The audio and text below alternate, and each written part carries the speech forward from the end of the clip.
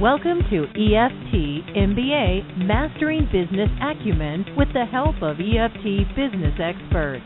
Learn the marketing, mindset, and skill set you need to create the EFT coaching practice of your dreams. Visit www.eftmba.com for more information. And now, here's the EFT training team that embodies the art and science of EFT. Alina Frank and Dr. Craig Weiner. Hello, everyone. It's exciting to be here on the show today. We've got a lot of great information for you. I'd like to welcome my partner in crime, Dr. Craig Weiner. Hello, everybody. Welcome back. Nice to have you. Yeah, Craig, can you hear me all right now? I can hear you just fine. Hopefully everybody else is hearing you as well as I am. Yeah, we had a little technical glitch, but we're rolling with it, and so it's perfect and apropos to even discuss this because we're going over what it takes and what the mindset is of a six-figure-a-year EFT coach. And one of those mindsets is, you know, just because you have a technical glitch doesn't mean the show can't go on. So no, any kind of glitch, right? I mean, there's a whole host of glitches that can show up on the radar screens that can impede progress and thriving, and they show up every day. Absolutely.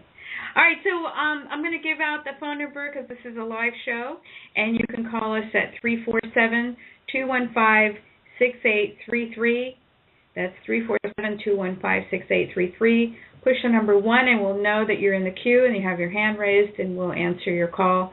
Any questions that you have about this topic, we'd love to answer. So, Craig, we're going to be talking about the right mindset. And first we have to know what we don't know, which is what's the wrong mindset to have? You know what?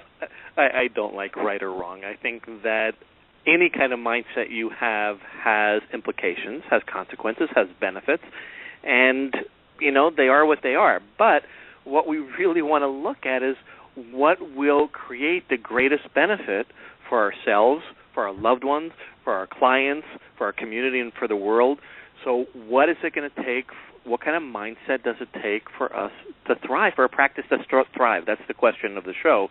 There's lots of different mindsets for different kinds of thriving, but the signs that you don't have, that you're not on it completely, that you're not on your game. Exactly, and people are going to totally relate to these. So what I know is when I'm not on my right mindset and I'm like in the yuck of it, things that show up for me is I feel overwhelmed. I start putting off the important things and I procrastinate. It shows up in the number of clients I have or don't have, right? It shows up in like insufficiency and lack. It shows up when I'm not happy, when I'm doing my day and working with clients. I have a feeling like I just don't want to do it. I want to do something else. I feel like quitting or giving up or changing my career or any of those things when when somebody's at their worst. Those are ways that show up when somebody's not in their right mindset. And there are lots of other variations, but those are some good ones. Yeah, these are all good signs that you're not on your game plan. I mean, you're not on really the peak that you need to be in order to be. And we're not talking about surviving. We're talking about really, really thriving and making six figures, which I think most EFT coaches want. And I think what I've seen in the landscape out there is that the percentage of EFT coaches that are actually doing that isn't very. It's not what we'd like it to be. We'd like everybody to be doing really well. Can I just address? Is it really about the dollar? Is it about making money? Right. No. What is it really about when we're talking about the six-figure income? Is it about being able to, beat your neighbor? Is it about being able to, what is it about when we talk about thriving in a six-figure? What do you mean by that? What is your intention by wanting to support, in the MBA program that we do, in supporting EFT practitioners to grow their practices and to reach like a six-figure, and why? I think it's the number that in the U.S. it holds a certain level of cachet of it's a good goal for most people when they feel that when they achieve that six-figure income, then they don't have to be in a survival mode, and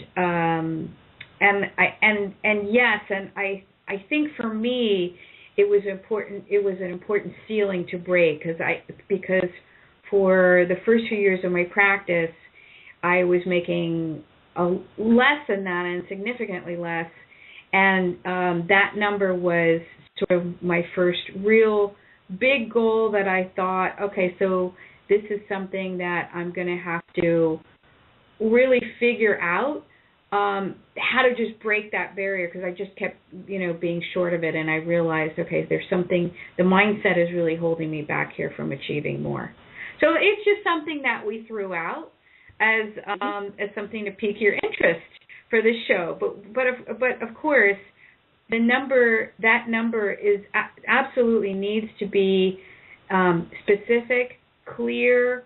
It's the way that you set an intention and achieve a goal is to be very clear about what that is. And if you're already making 100,000, then of course the number that you would choose to focus on is larger than that, and it would be specific. We would tailor it to what it is that you're specifically trying to achieve. Right, and another person might be their net, because who cares if you have $100,000 income if you have $99,000 in expenses, right? So again, we're using it as a paradigm, as something that people understand is a high goal to set to really as an idea get past surviving and into really thriving and excelling, so you're not just in that drudgery of not being able to pay the bills, etc. Yep. Exactly. All right, so let's go over all those signs that you said in detail. So number one is feeling overwhelmed, and the mindset why don't you cover that one because go ahead, shoot. So the mindset that goes along with feeling overwhelmed is lack of clarity about your message, lack of clarity about your market and who is your ideal client. You haven't set a clear plan or a marketing funnel. It could also come from being, let's say, tech phobic. You have some issues around technology. It stumps you. It trumps you up. You're lost. You feel overwhelmed. You collapse.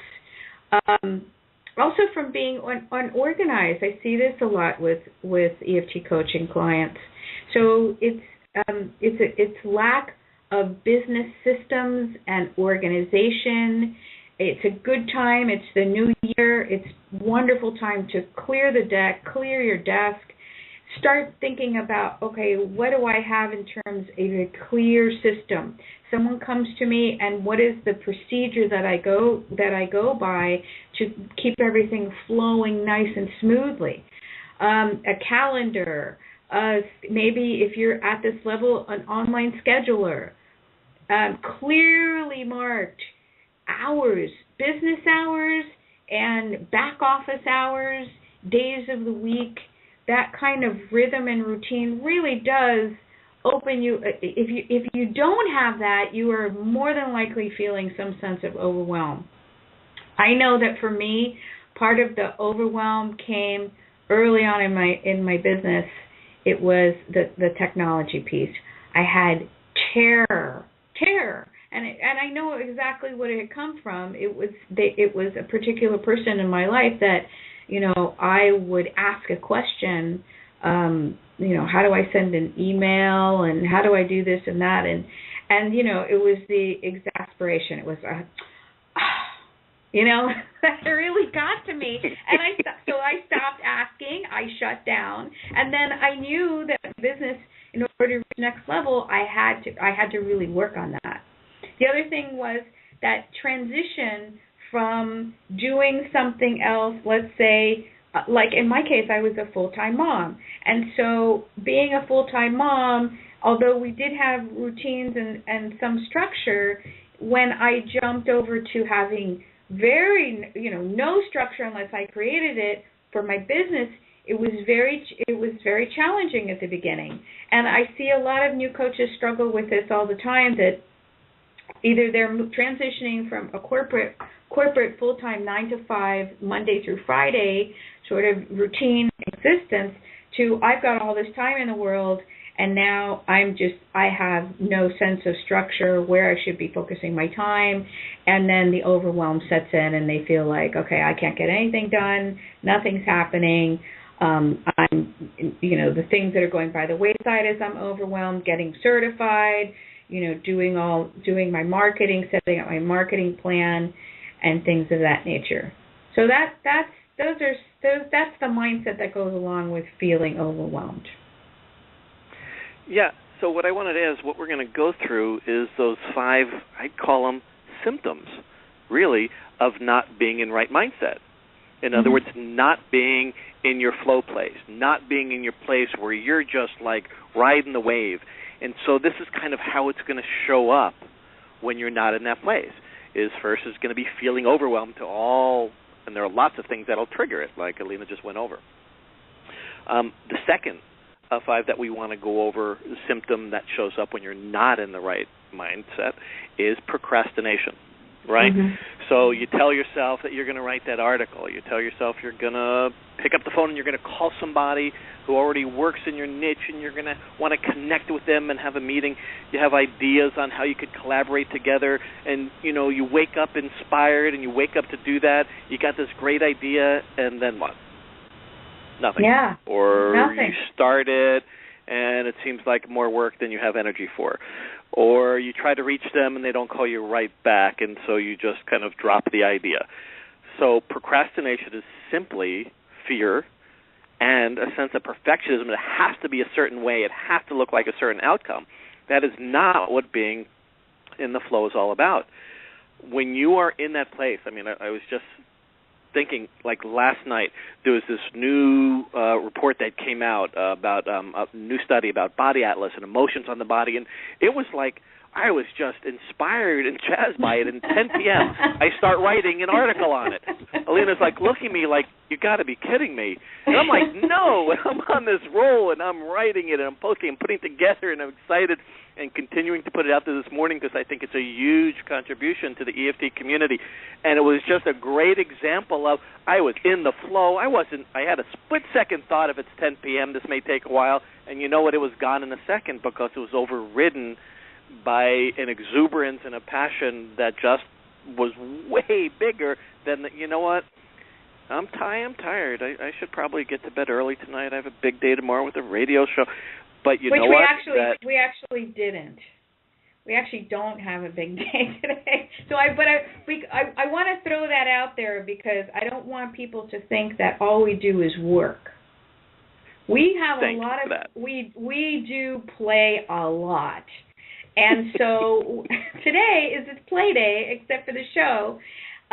We really are just having a good time, doing other things and getting ready for this masquerade party that we're going to.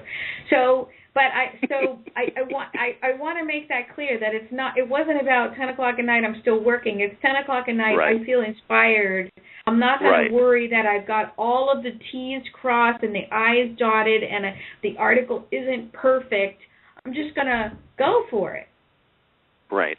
That's being in the flow and being with that. But we're still focusing on the 5 symptoms for not being in the flow. So had I not been in the flow, it would have been, you know what, I'll do it tomorrow. And I've been there before where I have this great idea and I want to sit down and write, and you know what? If I'm not in that flow right then and I say I'm going to do it tomorrow, or it gets put off and it gets not done. So that's really just what the symptom of not being in the flow is. I'll do it later. Something else is more important. Something else is getting in the way. And it usually has to do with fear or just not feeling that you're riding that wave. Yeah, What's the third one? It's all about I want to just stress that again, even for just you EFT coaches that just want to work with this issue of procrastination with yourself or on your clients. Dig out, find, discover, explore all the roots of that connection between the procrastination and the fear. It's always fear. Procrastination equals fear. Find out what the fear is. Good. Okay. So the next one is the symptom of not right mindedness. That can I say that? Yes. In English. Okay. Much better than wrong-mindedness. Not right. Yeah, not right. Right. So you don't have enough clients. You don't have enough clients. You have the mindset that so the mindset really, if I fish this out in my EFT coaching clients, if we dig around, oftentimes the mindsets will be that they have a belief that the economy can't support the work, that people can't afford to do this work, that they're never going to get what they want in general in life, and this is just another aspect of it, that they're not good enough at the marketing, that they're not good enough at the EFT, that they're not good enough at the manifesting of what it is that they want. So that's your empty office and your empty schedule is a complete reflection of your beliefs and the mindset that you have. And if you have a belief going on that no way, no how can people afford me, I just saw that somewhere the other day on Facebook. Somebody said that, and I haven't had that in so long. It's just kind of like, oh yeah, people still have that going on about people not being able to afford them. I coach people all the time on it, and it often surprises me because it's so not my reality at all. And we'll get into that, into what to do about these in a minute. So let's go on to the next symptom of not being in the right mindset. Okay, we have a little fire alarm going off in the background, so I will let you take on. Tell you what, we have a little glitch that needs to handle. Would you go ahead and carry on, Alina, and I'll go handle that. Yes, thank you. So, number 4, not happy when you're working with your clients is a symptom that you're not in the right mindset. Not happy when you're working with your clients. If you're feeling drained, if you're feeling exhausted, if you're feeling that at the end of the day you just want to completely collapse, that this could often be because, one, you aren't charging enough, and therefore on some level, even subconsciously, you feel undervalued, or 2, you could be feeling triggered by what comes up in your sessions with your clients. Our clients are a perfect mirror for our own crap, always.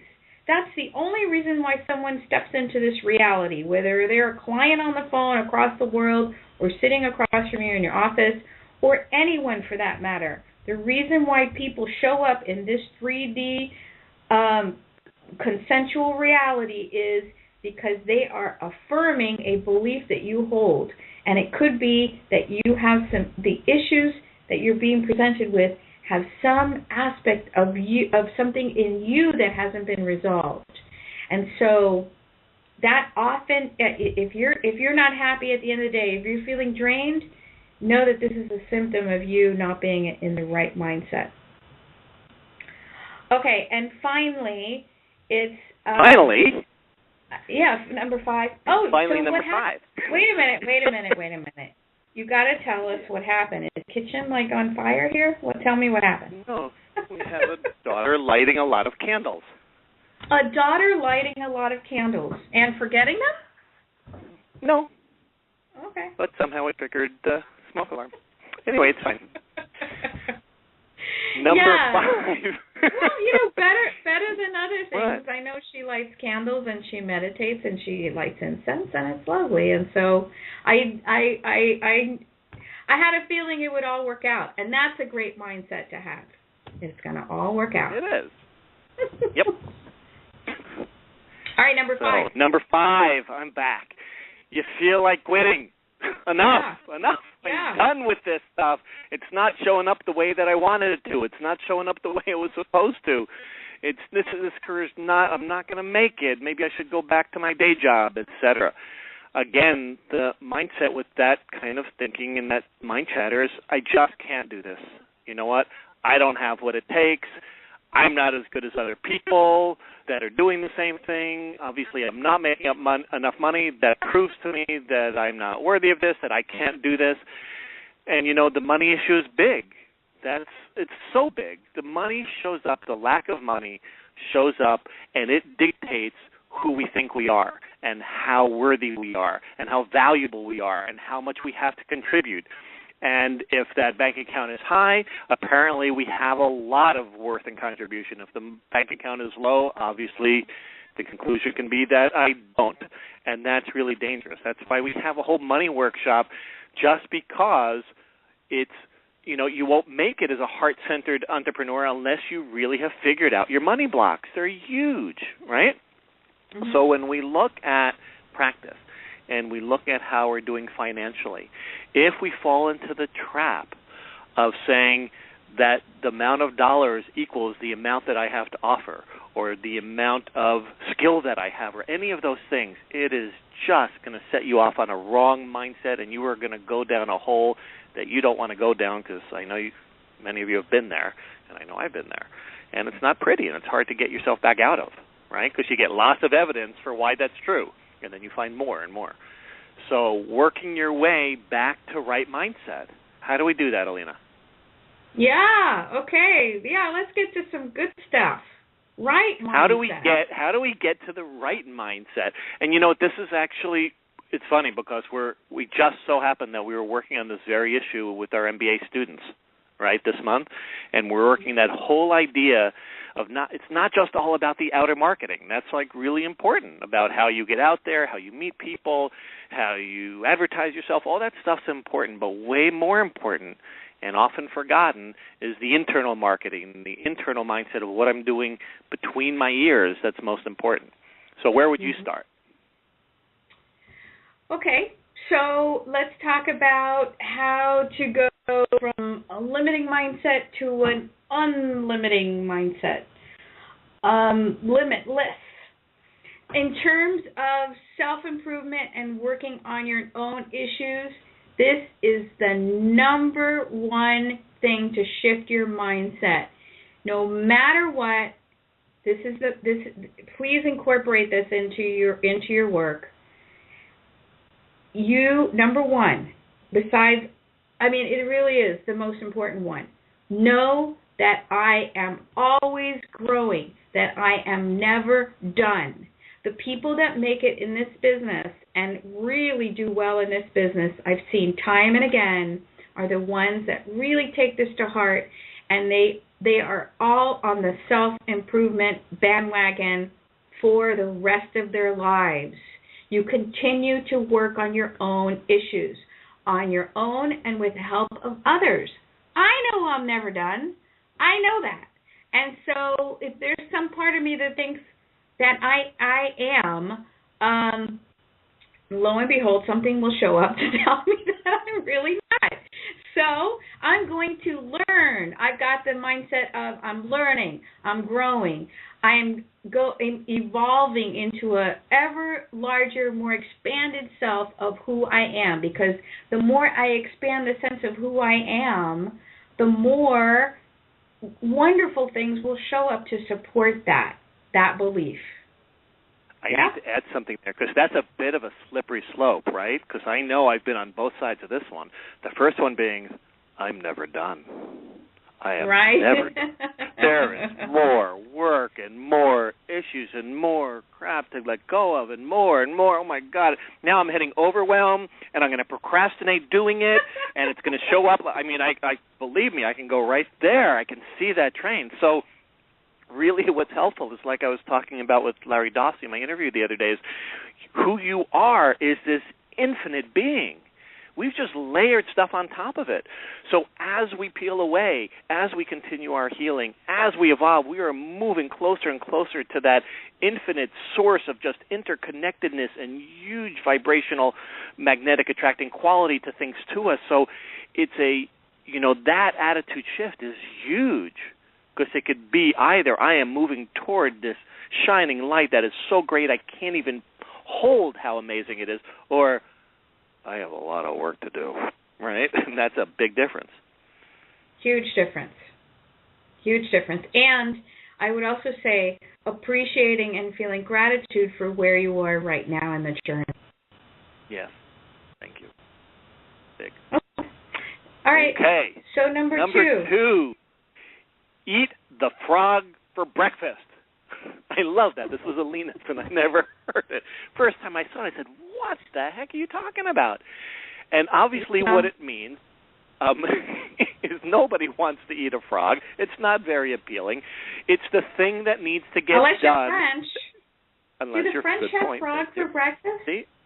I don't know. I have to ask my French friend. Feedback, please, anybody. Anyway, what is it that is holding the most amount of energy that if it was off your plate would allow you to fly and ride that wave? So most of us put that off, right? Oh, I don't feel like doing that.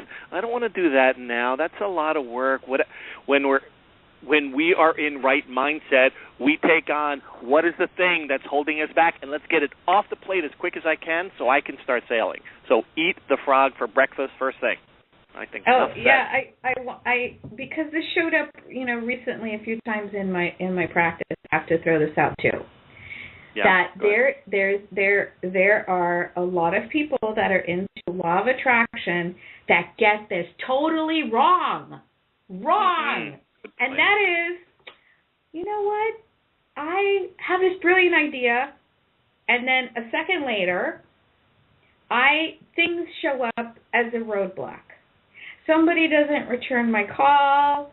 The business cards that I made didn't turn out so well. So it's just not in the flow for me. It's not in the cards for me. It's not in my destiny. I'm going upstream. I hear all these LOA terms because, believe me, I've been a student of law of attraction for 30 years.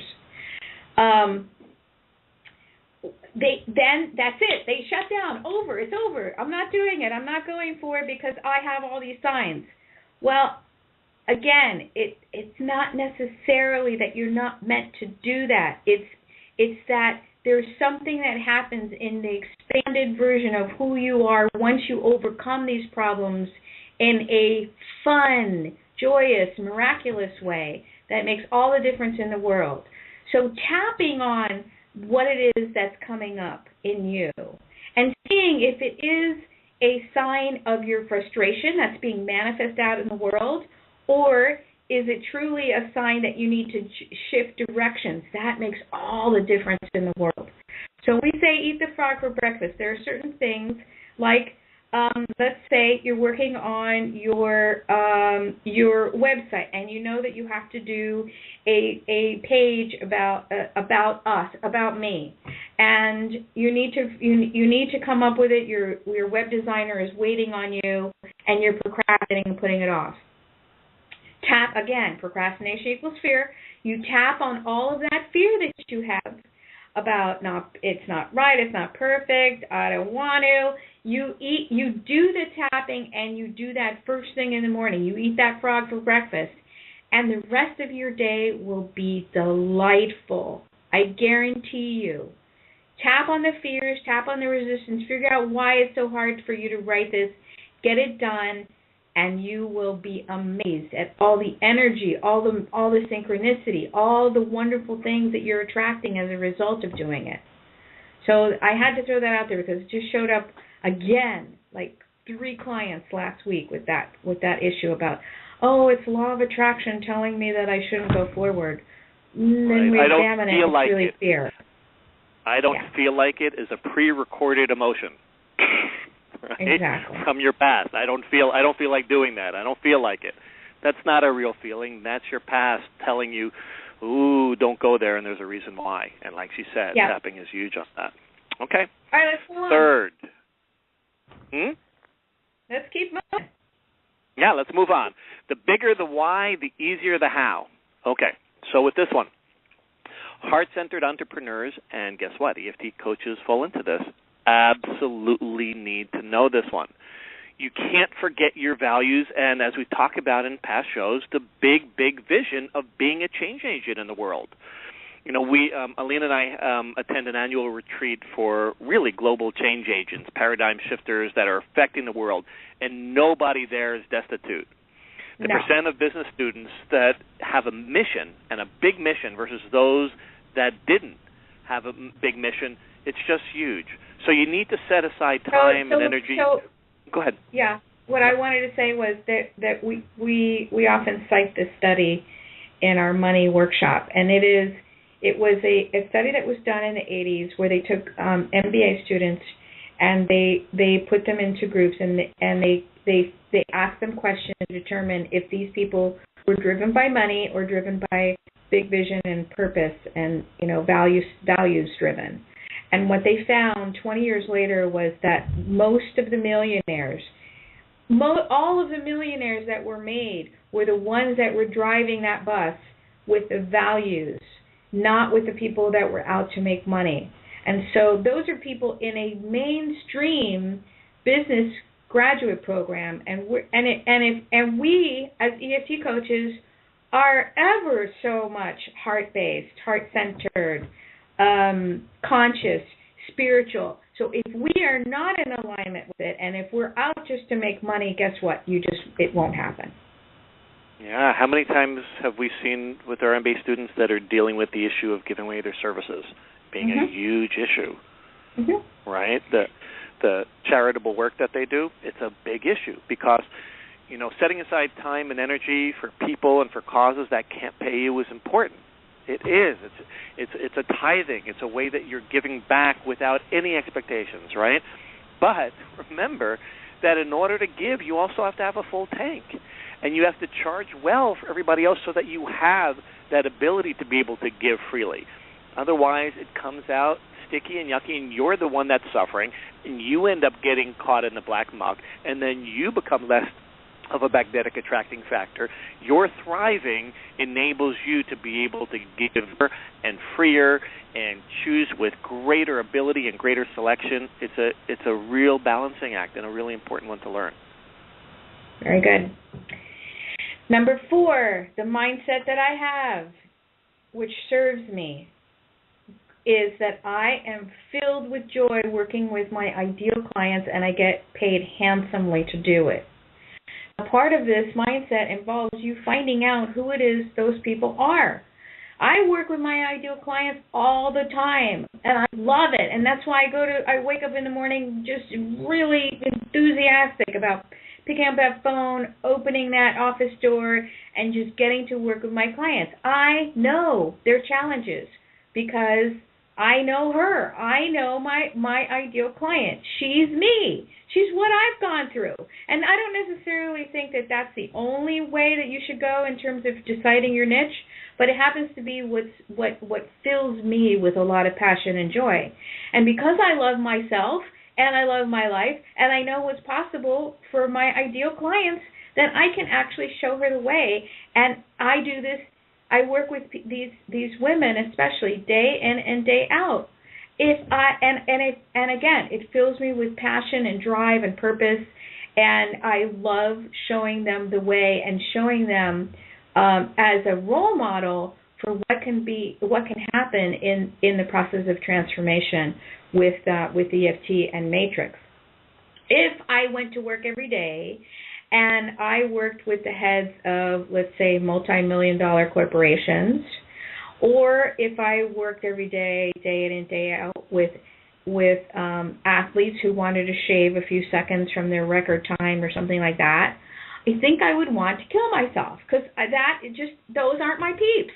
Those aren't my people. I have worked with them. From now and again, I have worked with those people with great results. And they have done well, and that's the thing about EFT. When word gets out that this is what you're doing, people will ask you questions like, "Oh, have you ever worked with an athlete?" Sure. Have you ever worked with somebody on financial statements and they're getting audited by art? Sure. So that is how the word gets out, but that isn't the bulk of my practice. The bulk of my practice are people that my ideal client and my niche, and I'm very clear about who that is. And because I have I have become an expert over the years in that problem set and solution set for those particular people, then I can charge top dollar for it. And let me tell you, it's a lot easier to get 5 people to pay you $1,000 than 100 people to pay you $50. Yes? Very true, yeah. And, and your day flies when you're flowing with those people. I know you. At the end of the day, you've had a long day. You've seen however many people, and you're like, okay, great, let's go to the gym, let's do this. You had like one really challenging issue with a client that you really would rather, is not your niche, and it's like, I need a nap. I need, and we all know that feeling, we do. So I want to get on to the 5th one. The 5th unlimited mindset that's so critical is what I started to point to before is I am an infinite being. I am interconnected to all.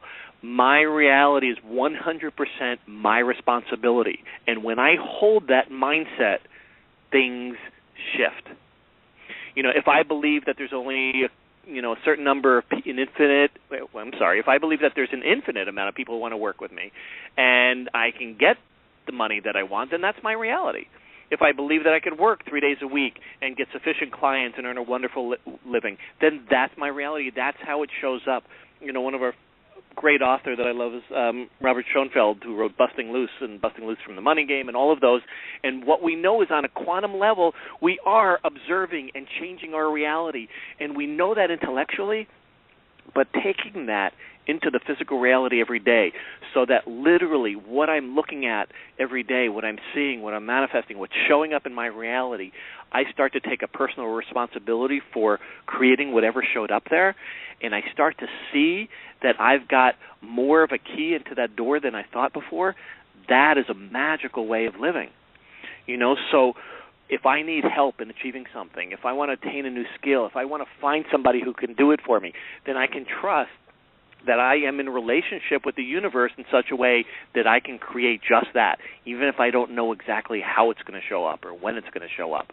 It's like we talk about in our manifestation wheel workshop and the money workshop, it's a co-creation with the universe that I am in partnership with, and it's magical and it's fun, and the more light I can be with it and the more I can hold that responsibility in a light way, then just the synchronicities start happening and it's fun, right? I mean, I just love that feeling when those start showing up. Yeah, for sure. Okay, so we hope that we have given you some real food for thought, some inspiration here to get started and shifting your mindset. And we wish you a very happy new year and a very abundant, prosperous new year. Know that all the work that you are doing is helping us to fulfill our mission to see EFT in the hands of every human on the planet. So be that. If you have any questions or you need anything from us or we can help you in any way, just go to www.EFTtappingtraining.com, or if you're interested in the business side that we've been talking about, we'll be starting a new program in April, and that's at the EFTMBA.com page. So please be in touch. We look forward to seeing you at our next show. Again, have a magical New Year's, and we will be with you in 2 weeks. Yeah, keep on tapping. You have been listening to EFT MBA with Elena Frank and Dr. Craig Weiner. To get your free report on the 5 secrets to create a rockin' EFT practice and to learn more about the EFT MBA program, visit www.EFTMBA.com.